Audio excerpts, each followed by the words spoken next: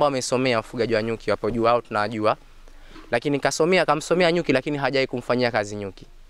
Halafu kuna mimi ambaye toka nizaliwe nafanya kazi ya ufugaji wa nyuki, lakini sijaita siku moja kufanya kazi ya ufugaji wa nyuki. Yes, sijai kumsomea. Sasa linapokuja swala la elimu, manake mwenzangu anaweza kaja na ana master, ana degree yake au yupo na viwango vya juu vya elimu, akanambia nikamtajia tu huyu hapa ni nyuki mfanyakazi, huyu hapa ni malkia, huyu hapa ni nyuki dume, akanitajia majina yao ya kisomi. Hiyo ni sawa, atanzidi kielimu hivyo. Lakini linapokuja swala la moja kwa moja katika field sasa, hata aje mtu wa yule yani kwa na elimu ya juu, manake mimi na yeye katika field na kwa ni watu hawa wawili tofauti. Mimi naijua field ya nyuki kuliko hata yeye aliyosomea. Mansuri Salum Rashid, mkazi wa Muyuni C, mwenye umri wa miaka 20, ni kijana mdogo ambaye anajitafutia riziki zake kwa kazi ya ufugaji wa nyuki, na hapa anaelezea kilichomsukuma hadi akaamua kufanya shughuli hiyo. Ni Mansuri Salum Rashid, ni kijana mwenye umri wa miaka 20 ambaye anapatikana Muyuni C, wilaya Kusini Unguja. Na kama kijana mimi ni mjasiriamali mdogo ambapo shughuli yangu kubwa ni ufugaji wa nyuki, na kwa pande nyingine pia ni mwongozaji wa geni. Ila ufugaji wa nyuki ndo kazi yangu ambayo inaniendeshea maisha yangu kwa 70%. Na ilikuwaje mimi nikawa mfugaji wa nyuki, na kwa nini mpaka leo ni mfugaji naendelea kufuga nyuki na vijana walio wengi hawafugi nyuki, ni kwa nini kaingia huku? La mwanzo, mimi kazi ya nyuki nimezaliwa nayo, naweza nikasema hivyo, kwa sababu nimezaliwa nyumbani panaendelea hizi shughuli za ufugaji wa nyuki, ambapo nimerisi kazi hii kutoka kwa baba yangu ambaye mpaka leo naye yupo hai, ila mimi nimerisi kutoka kwake. Hivyo tangia mdogo nilikuwa napenda hizi shughuli hadi kufikia hii leo, na mimi tayari nimekuwa namiliki vitu vyangu vya ufugaji wa nyuki na mizinga yangu na kila kitu. Ila kupitia kazi hii kama kijana nimenufaika sana, maana nyuki kama nyuki yeye mwenyewe mimi ameshanisafirisha kwenda nje ya Zanzibar. Yani ni hapa Tanzania, lakini nimesharanda baadhi ya mikoa kwa sababu ya nyuki. Nimepata bahati ya kuingia katika mradi mmoja wa USAID ambao ulikuwa unaitwa Private Sector Engagement. Ilikuwa ni imarisha sekta binafsi, na nilikuwa ni miongoni mwa vijana wadogo ambao na participate ule mradi. Sababu nakumbuka kipindi naanza kuingia alikuwa na miaka 16, ambapo nilianza kuingia katika ule mradi ndani ya miaka 3, na umenisaidia sana, maana hivi sasa hivi naweza nikazungumzia ni mfugaji wa nyuki pekee kwa pati ya Zanzibar na kwa vijana mwenye mashine ya kukamulia nyuki ile ya umeme, ambapo ni mashine ya kukamulia nyuki ya kukamulia asali ni ya umeme. Au ni miongoni mwa faida ambazo kwa mmekuwa nazipata, na kupitia huo mradi nimefanikiwa kwenda katika matamasha tofauti ambayo yanahusisha baadhi ya watu kutoka Afrika na wengine ni hapa tu, ambapo mwaka juzi tulienda katika tamasha la Tanzania Honey Show ambalo lilikuwa ndo anza mara ya mwanzo kuanzishwa kwa pande ya Tanzania. Lakini pia nilipata nafasi ya kuhudhuria AGRF ambayo ni mkutano wa mfumo wa chakula wa Tanzania wa Afrika nzima, ambapo ulifanyika pia katika ukumbi wa mikutano Julius Nyerere Tanzania bara pia ulifanyika.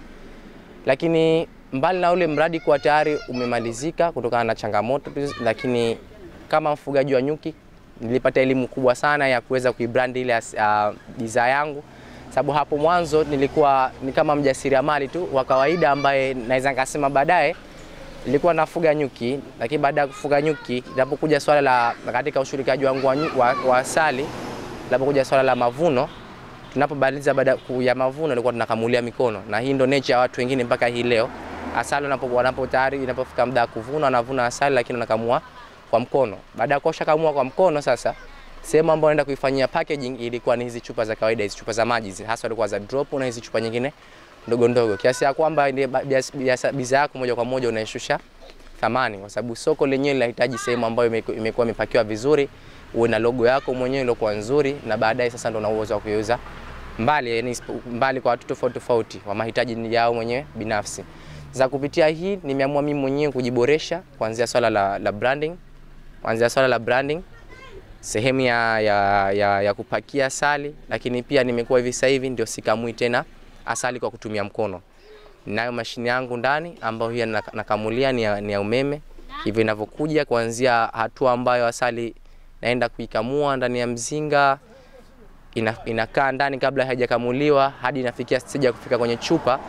ni vile vile katika ubora ambao inatakiwa, kwa haitakiwi iguswe hata kwa mkono, maana yake inatoka katika mzinga, inapita katika ndoo mara ya mwanzo, ikishakamuliwa inapita kwenye mashine, kutoka kwenye mashine kuna ndoo maalum ambazo ni kwa ajili ya kutilia asali tu, alafu baadaye kwenye ndoo zinaingia katika chupa moja kwa moja bila kuguswa asali. Wafugaji wengi tulio wadogo tumekuwa tunatumia bidhaa mbili tu kutoka kwa nyuki, ambapo kubwa ni asali pamoja na nta, kwa sababu ya uwezo kuna muda wa kuzipata zile bidhaa nyingine. Lakini kusema ukweli, nyuki ana bidhaa nyingi zaidi na zile ambazo ndo ghali zaidi na ambazo zenye pesa zaidi kuliko hata hii asali pamoja na nta.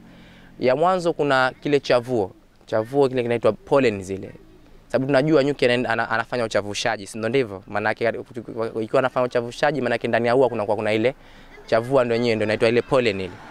Kwa kitendo cha kwa nyuki anaenda katika ua, anachukua ile pollen anaenda nayo katika mzinga, ndio ambayo inakuwa ni kama chakula chao wenyewe, si ndivyo? Kwa hiyo kuna watu tayari wameshaendelea, wanaanza kuivuna ile chavua kwa kupitia mashine mitambo maalum ambayo unaiweka katika mlango wa mzinga, unauza. Hii kilo yake moja inafika kama 300,000. Ikiwa asali kilo yako kwa sasa hivi watu wengi wanauza 30,000 au 40,000, nta ni 25,000 au 30,000. Lakini chavua kilo moja ni 300,000.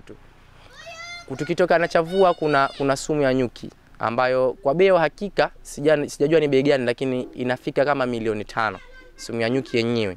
Kuna gundi ya nyuki. Mbali na kuna gundi ya nyuki, kuna yale maziwa ya nyuki ambayo ni Royal Jelly. Na hii Royal Jelly ndio expensive zaidi kuliko hata hizi bidhaa zote hizi.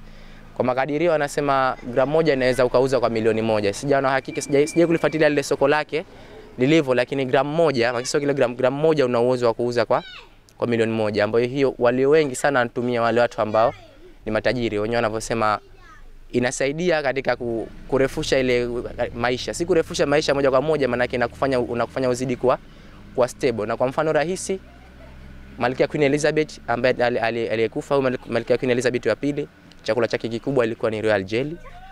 Na pia inasemekana mama yetu Fatma Karume naye hadi leo chakula chake kikubwa ni Royal Jelly. Sasa ndio utakuta sasa, kumbuka Malkia alivyokuwa, Malkia Queen Elizabeth alivyokuwa, mwangalie Nabii Fatma alivyokuwa, alafu tukawalinganishe na wazee wetu sisi walivyo, yani wapo vipi? Maana yake kuna ile nguvu ya kutumia ile Royal Jelly ambayo inakuwa inamuendeleza bado mpaka leo anakuwa yupo imara. Sasa hii Royal Jelly inakuwa ni bei zaidi kuliko vitu vingine. Lakini kama wafugaji ambao tupo hali ya chini, kila kitu kinategemeana. Unapovuna asali na nta, nyuki wako bado ataendelea kuwa bora. Lakini unapovuna chavuo, ukisema nianze kuvuna chavuo, sasa uhakikishe kuwa kuna baadhi yani kuna ule uzalishaji wa asali kwa kuwa inawezekana ukapungua.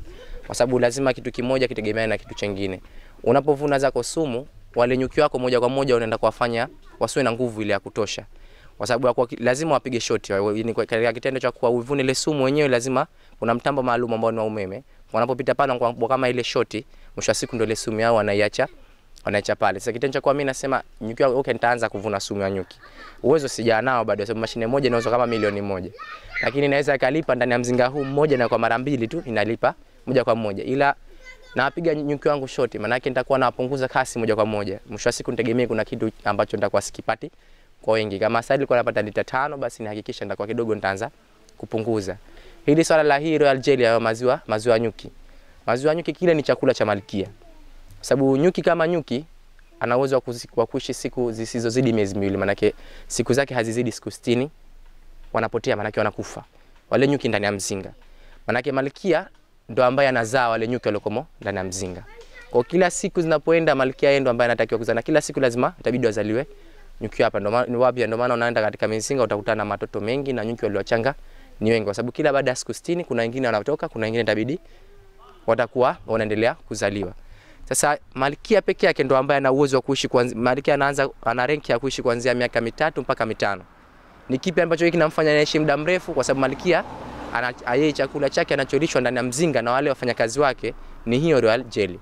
Sasa ninaposema sana naanza kuvuna Royal Jelly, maana yake na kila chakula na kichukua chakula ambacho alitakiwa ale malkia kwenye mzinga. Kwa hiyo basi kuna nguvu ambayo itakuwa inapungua katika uendeshaji wa ule mzinga wangu. Kwa hiyo hizi ni bidhaa ambazo zipo, lakini sumu ya nyuki kusema ukweli tuachie madaktari wao wenyewe ndio watajua inatumikaje, lakini kwa uhalisia hasa na kwa mifano iliyo hai, walio wengi kawaida ya nyuki mwenyewe akikutafuna ile sumu yake ni afya.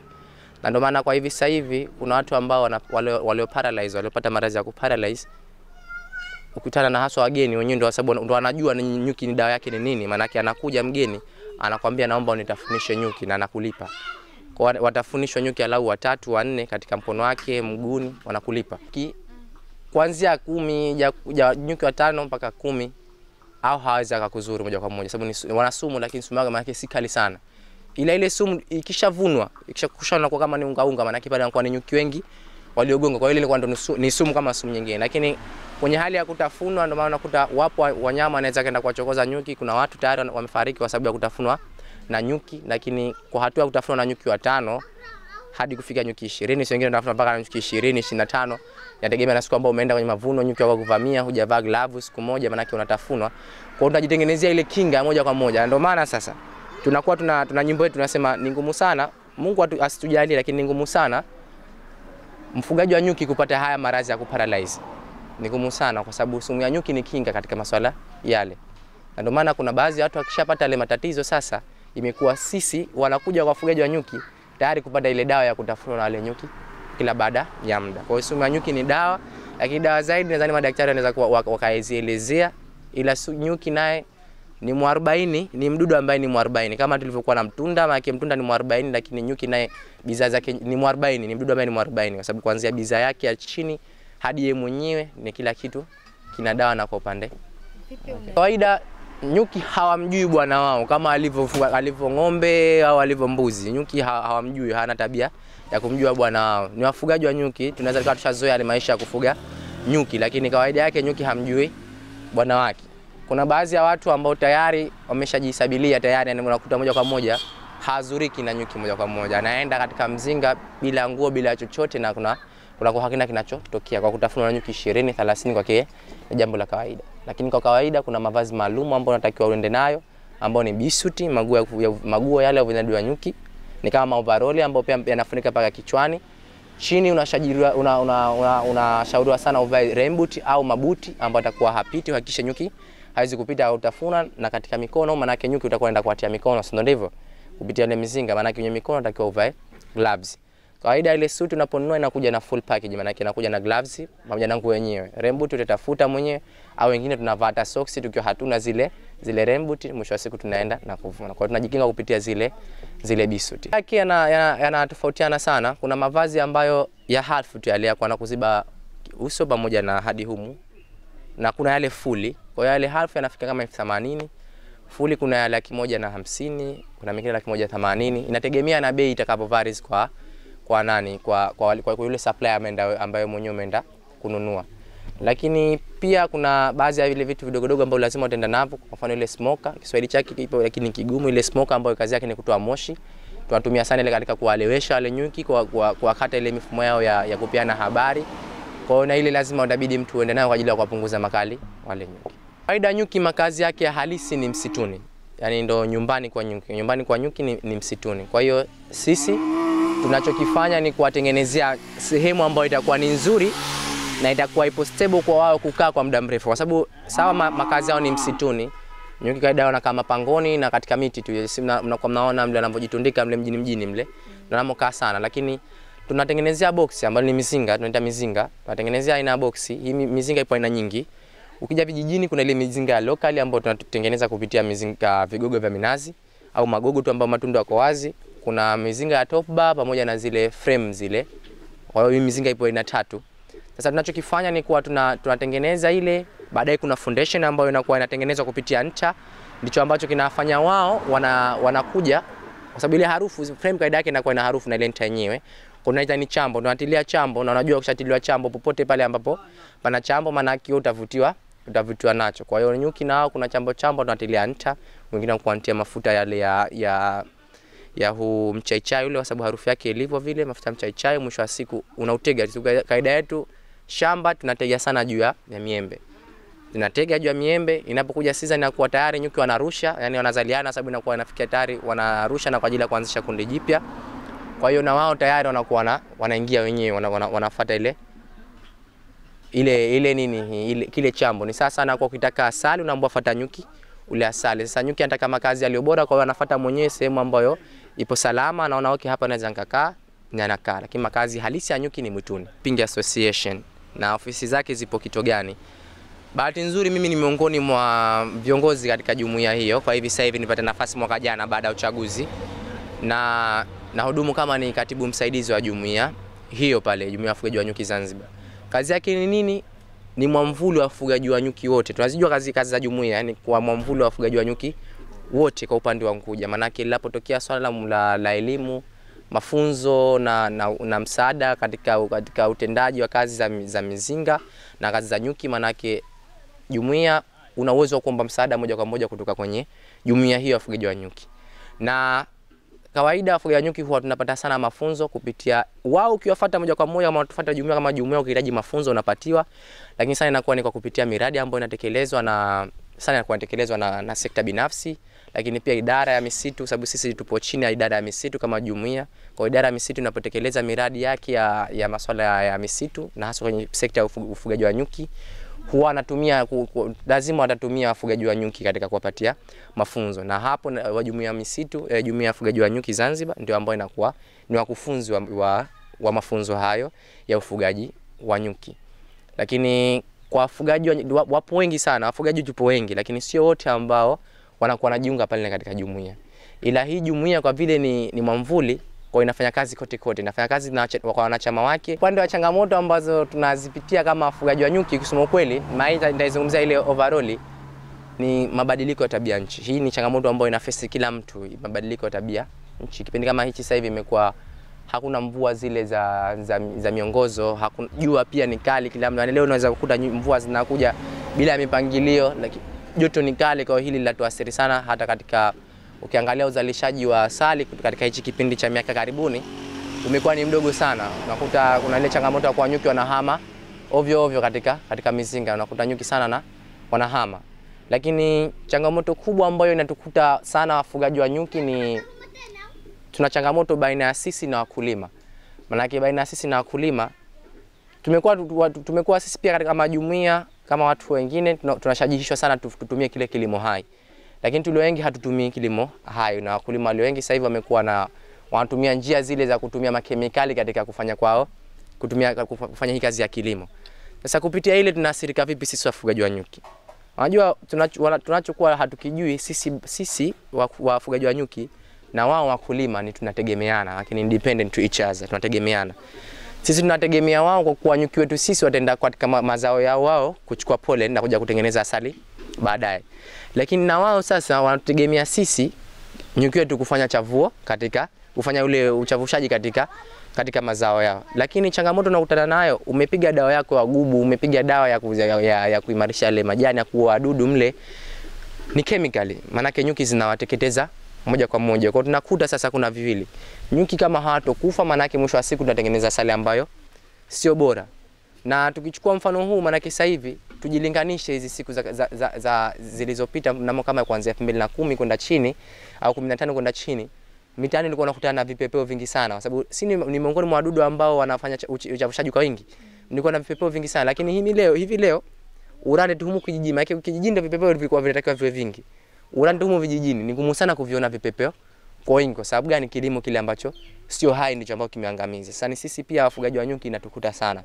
Mfano mzuri ni mimi nilikuwa na sehemu ambayo pana mizinga yangu ya nyuki nimetundika juu, lakini kuna mkulima naye akaja kuivamia ile sehemu, akawa analima, lakini mazao yake alikuwa akilima, kwa kila siku lazima apige dawa. Zile nyuki zinahama, maana yake mwisho wa siku unakuta mizinga yako inabakia ipo empty, kwa sababu nyuki hapendi ile harufu kali na hapendi vile ile kukerwa kila siku. Mwisho wa siku anakuwa wanahama. Kila siku alikuwa anapiga dawa pale ile sehemu yake, kwa mwisho wa siku nyuki nao wanakuwa wanahama. Kwa hiyo ndio changamoto kubwa ambazo sisi tunatuface. Kwa kweli tulio wengi, yani sijajua ni kwa nini tunakuwa tunategemea kuajiriwa moja kwa moja. Lakini mimi ni miongoni mwa wale vijana ambao hawajaweka akili yao kwenye kuajiriwa. Nimejiwekea mwenyewe akili yangu katika kujiajiri mimi mwenyewe, kwa sababu unajua ukisema unataka kuajiriwa maana yake unakubali kuwa mtumwa. Hii ni zana yangu mimi na zana yetu ambao vijana ambao ile tumewekeza sana katika ujasiriamali. Kwa sababu unaposema kuajiriwa maana yake unakubali kuwa mtumwa. Siku ambayo unatakiwa kwenda kazini utaenda, yani wewe utaki usitaki ni lazima kazini uende, labda ni kwa dharura maalum. Ila wito wangu mimi kwa vijana, zipo kazi nyingi ambazo tunaweza tukafanya bila kuitegemea serikali kutuajiri. Na tunaposikia serikali inasema inataka kufikia vijana 1000, kuajiri vijana 1000 kutokea tuseme mfano kwa ndani ya miaka 5 nataka kuajiri vijana 1000, haimaanishi kuwa inataka kuajiri wale vijana wote serikalini. Hapana. Ajira zenyewe zinazozungumziwa ni kwa leo ametoka mafunzo ya ufugaji wa nyuki, leo ametoka mafunzo ya ukulima moja kwa moja. Maana wewe unapopata yale mafunzo ya ukulima, haijalishi haya ametoka kwenye serikali au kwenye asasi za kiraia. Kama sisi jumuiya wengine huwa ni asasi za kiraia, lakini asasi ya kiraia ipo pale kusaidia kazi serikali. Maana unapopata mafunzo kutoka kwenye asasi ya kiraia kwa mtu binafsi, ujue huyu tayari kaisaidia kazi serikali. Sasa mafunzo moja kwa moja unapoyapata, umepata mafunzo ya ufugaji wa nyuki, umepata mafunzo ya ujasiriamali, unapoyatumia wewe yale mafunzo na yakakunufaisha, mfano tayari nimeshapata mafunzo ya ujasiriamali na nikawa nafanya kazi ya ujasiriamali, nimepata mafunzo tayari ya ufugaji wa nyuki, nikawa tayari nimeanzisha mwenyewe japo mizinga yangu miwili ya ufugaji wa nyuki, ni tayari ni miongoni mwa zile ajira ambazo serikali imezikusudia. Maana yake tumejiajiri lakini kupitia mafunzo ambayo tuliyapata katika sehemu fulani. Kwa hiyo kuna kazi nyingi za kufanya ambazo bila kuitegemea serikali, na wito wangu ni kwa hili swala la ufugaji wa nyuki tupo na mradi ambao sasa hivi sisi kama jumuiya tunatekeleza, lakini changamoto ambayo tunakutana nayo kwa si vijana wengi ambao tayari wameshajihika na katika hii kazi ya ufugaji wa nyuki. Na katika kitu ambacho binafsi kina utajiri kuliko, yani kuna kazi zina utajiri zaidi, lakini katika kazi za ujasiriamali ambayo ina utajiri, basi ufugaji wa nyuki nayo ni miongoni mwao, kwa sababu ndani ya mwaka tunavuna misimu miwili. Lakini haimaanishi kuwa kazi ya nyuki tofauti na mfano kilimo, kwa kila siku lazima utaenda shambani. Hii unaenda tu kuna baada ya kipindi lazima utatakiwa kwenda kuangalia nyuki yako, na baadaye sasa mazao yake sasa kwa kuenda ndo pesa yako, maana inategemea na uvunaji wako. Mimi mfano dhahiri naweza kusema nyuki kanisaidia, ndio kama hivyo nimeshasafiri sana na kukutana na baadhi ya watu sana kwa sababu ya nyuki, lakini pia asali ambayo kwa sasa hivi naweza kuivuna ndani ya msimu mmoja hivi. Mwezi uliopita huu wa 10 na 9 tumefanya mavuno ndani, sisi tulikuwa na asali isiyopungua lita 200. Hivi sasa hivi uwezeshaji walikuja, idara ya uwezeshaji ZEA walikuja akaichukua asali hiyo, wameenda kufanyia vipimo na baadaye moja kwa moja wananunua wao. Kwa unakuta ndani mimi tu ndani nilikuwa na asali lita 200. Nyingine sijapa yote, ndio hapa lita 100 tu kwanza kwa ajili ya kwa wakaicheki ipo sawa, baadaye wakakutetea ipo sawa, tunaweza tukaichukua, naweza nikamalizia ile kwa ndani. Lita kwangu mie, kwa sababu asali yangu mie tayari ipo, ndio kama vile nilivyosema mwanzo, nafanyia packaging na kuanzia ninapovuna mpaka nakamua sigusi kwa mkono, ipo katika packaging yake maalumu. Nauza lita moja ni 40,000 ndani ya msimu mmoja, na nimepata lita 200 ni msimu mmoja. Sasa sijajua kwenye calculation watu wa mahesabu inakuwa ni bei gani, lakini kwa kusema ukweli ufugaji wa nyuki unasaidia sana. Serikali inaweza kusema ni izidi kutusaidia sisi wafugaji wa nyuki, kwa sababu kuanzia 2022 serikali ilianzisha ile idara ya ile watu wa uwezeshaji wale ni ZEA, wale walianzishwa, na baada ya kuanzishwa ZEA nao tayari wamekuwa wanatoa mikopo kwa wafugaji wa nyuki. Kwa hiyo pale ambapo wameanza, sisi tunaomba pia wazidi kuendelea kuwanufaisha wafugaji wa nyuki wengine kupitia ile mikopo ambayo inatolewa moja kwa moja na ZEA. Hapo hatuna wito mkubwa kwa vile tayari wameshatuona wafugaji wa nyuki. Kwa kupitia mikopo ya ZEA, ile idara ya uwezeshaji, tumefanikiwa kama kikundi, sababu ile ilikuwa sana inahitaji sana kikundi, hata mtu binafsi inawezekana, lakini nilipata mkopo ambapo kikundi chetu nacho kilinufaika kupata mikopo. Na mikopo ile ilikuwa ni moja kwa moja ya vifaa, ambapo ilikuwa tumepewa mizinga ya nyuki, kila mmoja alipata mizinga ya nyuki 2 kama sikosei, yani mmoja, kila mmoja alikuwa mizinga imetoka 20, sababu ilikuwa katika vikundi tofauti tofauti. Tukapata vile mavazi pamoja na nta na vifaa vingine vya ufugaji wa nyuki. Kwa hiyo sisi ni miongoni mwa wanufaika ambao tulipata mkopo kutoka serikalini moja kwa moja kupitia ZEA. Kwa juu wao tunajua, lakini kamsomea nyuki lakini hajai kumfanyia kazi nyuki. Halafu kuna mimi ambaye toka nizaliwe nafanya kazi ya ufugaji wa nyuki, lakini sijaita siku moja kufanya kazi ya ufugaji wa nyuki. Yes, sijai kumsomea. Sasa linapokuja swala la elimu, maana yake mwenzangu anaweza kaja ana master, ana degree yake, au yupo na viwango vya juu vya elimu, akanambia, nikamtajia tu huyu hapa ni nyuki mfanyakazi, huyu hapa ni malkia, huyu hapa ni nyuki dume, akanitajia majina yao ya kisomi. Hiyo ni sawa, atanzidi kielimu hivyo. Lakini linapokuja swala la moja kwa moja katika field sasa, hata aje mtu wa yule yani kwa na elimu ya juu, maana yake mimi na yeye katika field tunakuwa ni watu hawa wawili tofauti. Mimi naijua field ya nyuki kuliko hata yeye aliyosomea. Sasa hata linapokuja lile swala la ugawaji wa vile vitu, manake anatakiwa ni nani kupata vile vitu? Ni yule ambaye anafanya ile feed. Sasa nikiripoti, mimi ni Fatma Haji wa VOP TV. Moto, subscribe kisha bonyeza alama ya kengele ili kuwa wa kwanza kupata taarifa zetu. Usisahau kulike, kucomment na kushare. VOP Online TV. VOP Online TV.